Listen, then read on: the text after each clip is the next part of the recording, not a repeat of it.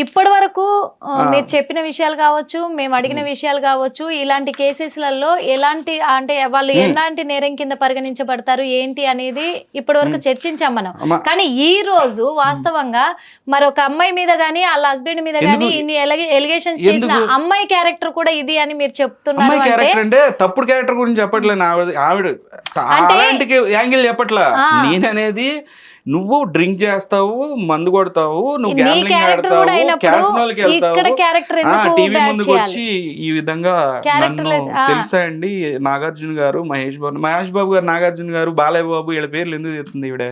అసలు ఏంటి రూపాయి పని ఉంది వాళ్ళకి? వాళ్ళ పాపం వాళ్ళ బాధలు వాళ్ళు పడతా ఉన్నారు. అలా మహేష్ బాబుకి కంపారిజన్ ఏమైనా ఉందా? మహేష్ బాబు పేరు ఎత్తిద్ది ఎక్కడ? నేను అడిగేది కూడా అదేనండి. వేలో వెళ్ళిపోతున్న వాళ్ళ లైఫ్ ని స్పాయిల్ చేయడానికి ఎందుకు ఇలాంటి వాళ్ళు వస్తున్నారు? అందులో ఈ ఇన్ఫ్లుయెన్సర్లు కావచ్చు, ఇప్పుడు సినిమా ఇండస్ట్రీలో కావచ్చు, ఏకంగా ఈ ఏమంటారు ఎంటర్టైన్మెంట్ పరిశ్రమలోనే ఇలాంటివి జరుగుతూ ఉన్నాయి. ఎందుకు ఇట్లా? మన పాయింట్ ఏంటి?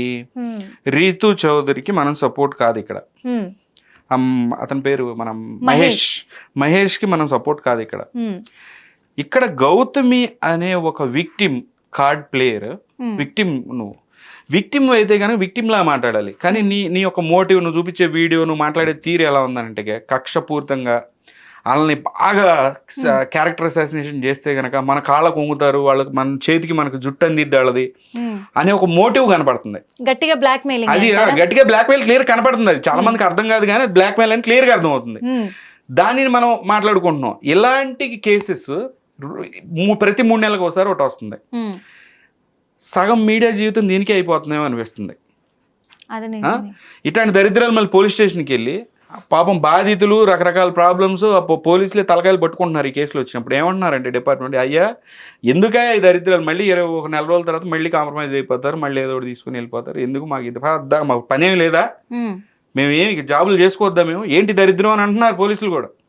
ప్రతిసారి ఏదో పెంట పెట్టుకుంటుంది. నీకు ప్రాబ్లం అయితే పోలీస్ స్టేషన్కి వెళ్ళి కేసు పెట్టు, కోర్టుకి వెళ్ళు, అక్కడ న్యాయం జరగకపోతే హైకోర్టుకి వెళ్ళి, హైకోర్టులో జరగదు సుప్రీంకోర్టుకి వెళ్ళు.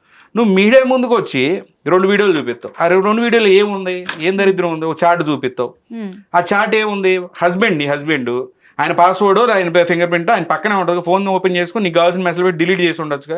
ఎట్లా ప్రూవ్ చేస్తావు? అవన్నీ ఒక ప్రాపర్ ప్రూఫ్ ఉన్నప్పుడు మీడియా దగ్గరకు వస్తే మీడియా న్యాయం చేయగలదా? అంటే న్యాయం అంటే చూపించగలదా అంతే, ఇదిగో ఇట్లా అన్యాయం జరిగింది అని.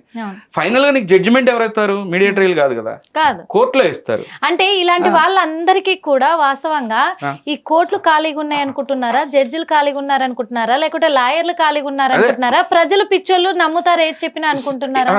ఇప్పుడు నేను అంటుంది 498 నువ్వు పెట్టావు ఇది కేసు పెట్టినప్పుడు, అది సివిల్ మ్యాటర్, అక్కడికి వెళ్ళిద్ది, అక్కడ చూసుకో. ఎందుకంటే ప్రతి ఒక్కరికి ఆ హక్కు ఉంది.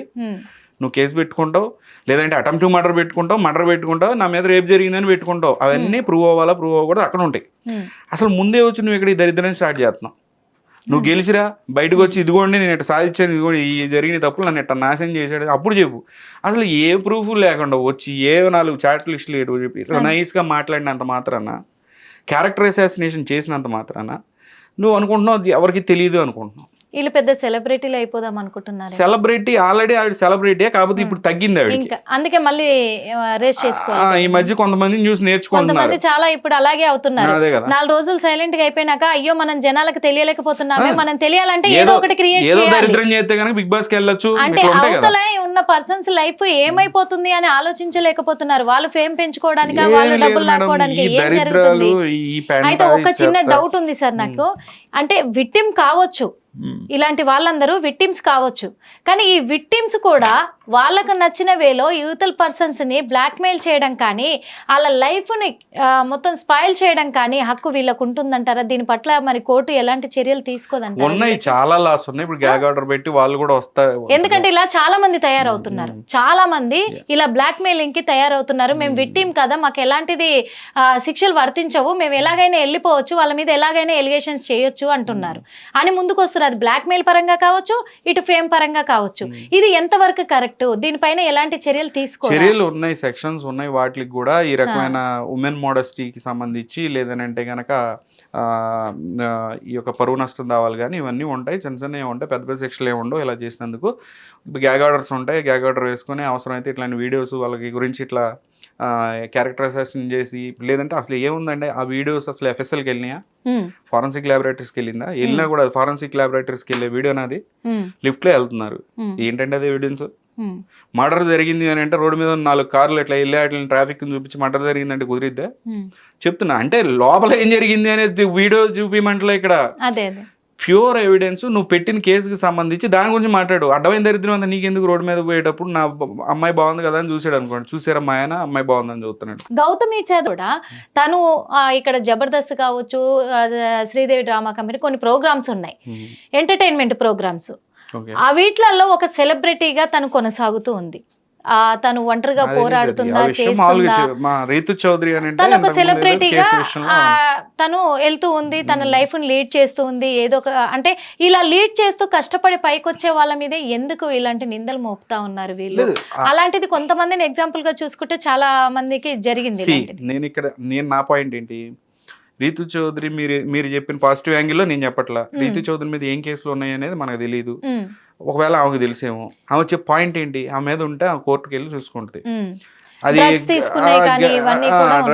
డ్రగ్స్ తీసుకుందా, లేదంటే ఇంకోటి తీసుకుందా, అవన్నీ కేసు పెట్టు, జడ్జిమెంట్ తెచ్చుకో, నీ పవర్ ఏంటో చూపించు, నీ దగ్గర ఉన్న ఎవిడెన్స్ సబ్మిట్ చేయి. నీకు సంబంధించి ఆమె ఇప్పుడు డ్రగ్స్ తీసుకుందా అనుకుందాం, నీకేం సంబంధం? వెళ్ళి పోలీసులకు చెప్పు తీసుకునే టైంలో. నువ్వు వచ్చేసి ఏమో తీసుకుందంటావు, అక్కడ ఏదో ఉప్పు పెట్టుకున్నట్టు దాన్ని చూపించి డ్రగ్స్ అంటావు, రకరకాలు. ఇట్లా ఫాల్స్ ప్రాపగెండా చేయొద్దు అని అంటున్నావు. ఒకవేళ ఆ అమ్మాయి కన్విక్ట్ అయితే కోర్టులు చూసుకుంటాయి. నువ్వు మీడియా ట్రయల్లోకి వచ్చేసి ఊరికే ఒక ఫాల్స్ ఎలిగేషన్ చేసినంత మాత్రాన ప్రూవ్ అవ్వ అని చెప్తున్నాను నేను. అట్లా ఒక మనిషిని ఎవరినైనా సరే క్యారెక్టర్ అసాసినేషన్ చేయొద్దు. ఇప్పుడు ఆమె 100 కేసుల్లోనే ఉండొచ్చు, కానీ నువ్వు ఊరికే వచ్చి లాస్ట్ టైం 100 కేసుల్లో ఉందని నేను చెప్పేది నిజం అంటే ఎంతవరకు కరెక్ట్? అది కరెక్టా? అది కరెక్ట్ కాదు కదా, అది మనం అంటుంది. ఇదంతా కరెక్ట్ కాదు అని కూడా తెలియాలి అంటే ఎప్పుడు, అంటే ఏ టైం పట్టొచ్చు అంటారు? ఎట్లా దీన్ని నిరూపించవచ్చు అంటారు? నిరూపించడానికి నీకు జరిగిన అన్యాయం ఏంటి? నేను అంటుంది ఒకటే పాయింట్, నీకు జరిగిన అన్యాయం ఏంటి? అన్యాయాన్ని తను నిరూపించుకోవాలి. 498 ఇష్యూ నీకు. అవును, 498 అంటే కోర్టుకి వెళ్ళాలా, అవి చూసుకోవాలా. మీడియా ముందుకు వచ్చి వాళ్ళు ఇట్ట చేస్తారు, పొద్దున్నే ఇడ్లీ తిండు బిర్యానీ తింటాడు, అది నీకెందుకు? అంటే ఫ్యాషన్ అయిపోయింది. అదే క్యారెక్టర్ అసలు ఇప్పుడు బయటికి వెళ్ళినప్పుడు 4 ఆడవాళ్ళతో మాట్లాడతారు. ఇప్పుడు అతను ఇండస్ట్రీలో ఉన్నట్టున్నాడు, మహేష్ అని ఆయన హీరో అనుకుంటా. ఇప్పుడు బేసిక్గా ఎవరో వాళ్ళు ఆడవాళ్ళతో మాట్లాడుతాడు, చూసారా దూరం నుంచి ఆ వీడియో తీసి, ఏంటది మన ఇద్దరు ఇప్పుడు మాట్లాడుకుంటే ఆ వీడియో తీసి దాన్ని అట్లా చెప్తుంది కదా మీకు. అక్కడ ఏం మాట్లాడుకుంటున్నారు నీకు తెలుసా? లిఫ్ట్లో ఏం మాట్లాడుకుంటున్నారు తెలుసా? అతను ఇండస్ట్రీలో ఉన్నాడు, స్టోరీ డిస్కస్ చేసుకుని ఉండొచ్చు.